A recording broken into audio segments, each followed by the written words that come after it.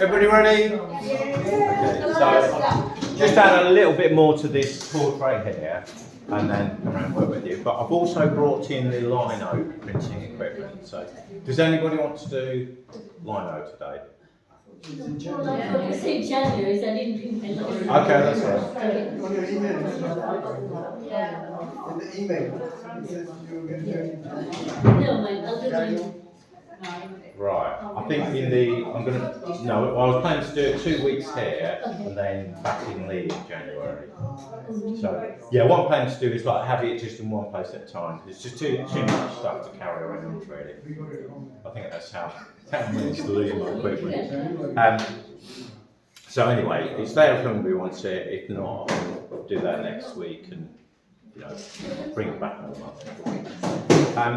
So, yeah, carry on the portrait. So we've got this week and then we've got next week and then we've got the Christmas, basically a Christmas break for 2 weeks. We've just got the 2 weeks and then a break. Okay. So, yeah, with this one, I thought rather than start a whole new portrait, I'd work on some that I've been working on in the past. So this one, basically all this is underpainting, so it's just very loosely blocked in colour. I've pretty much got her eyes in how I want them, so it's now a matter of just developing a little bit. I've got actually got a little bit of colour mix from last week that I think I can use, which I'll add to here. Just using a tiny bit of painting medium, which is like a slightly oily medium. Let's try that out. I think that's not too bad. Colour. So basically mixing a skin tone with some reds and yellows and a tiny bit of brown. So that gets, particularly for this kind of shadow tone, I don't want that too bright. So I can work into there. Then let's work our way down. It's a little bit darker just around the side of the nostril there. So just add a little bit more burnt umber in there. And just kind of soften that out. And these are water mixable oils, so it's nice and easy to blend the colours. They'll stay wet for quite a while.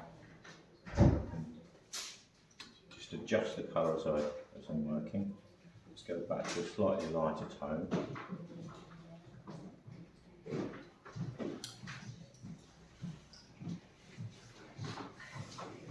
Yeah.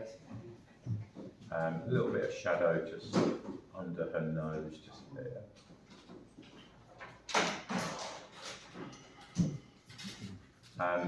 As you can see, I'm just sort of soften the marks out with my fingers, make that a little bit softer. And then there's quite a little bit of shadow under a nostril. Just go to a slightly smaller brush. This is nice, actually a square brush, a synthetic brush that comes to a good point. One thing I find is it's really important to have good brushes, you know, good paint and good brushes. I'm not quite so worried about what I paint on, as long as it's well primed. You know, anything will pretty much do, cardboard, bits of board. But I do find that you know, having a reasonable quality paint and good brushes gives you all the control that you need. Going in a little bit darker with the shadow under a nostril. Into there. And just a tiny bit of shadow there. And that kind of comes out to about there. Just a tiny bit of shadow in there. Bring that down a little bit. And then there's also just a little bit of highlight.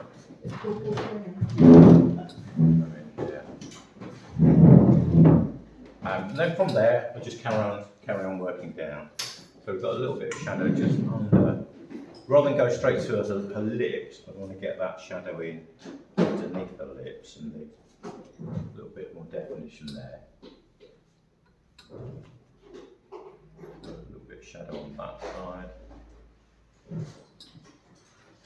that out.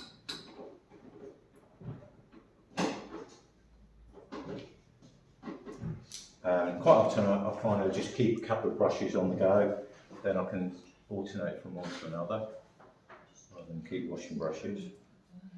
And back to the slightly lighter one.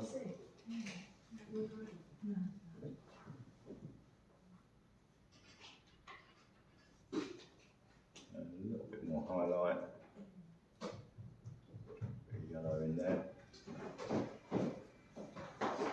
A little bit of highlight there.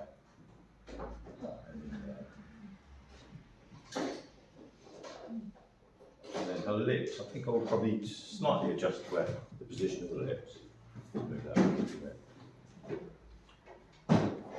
Is that enough for the time being? Yeah, that's great. Okay, right. Come around and see how you get on.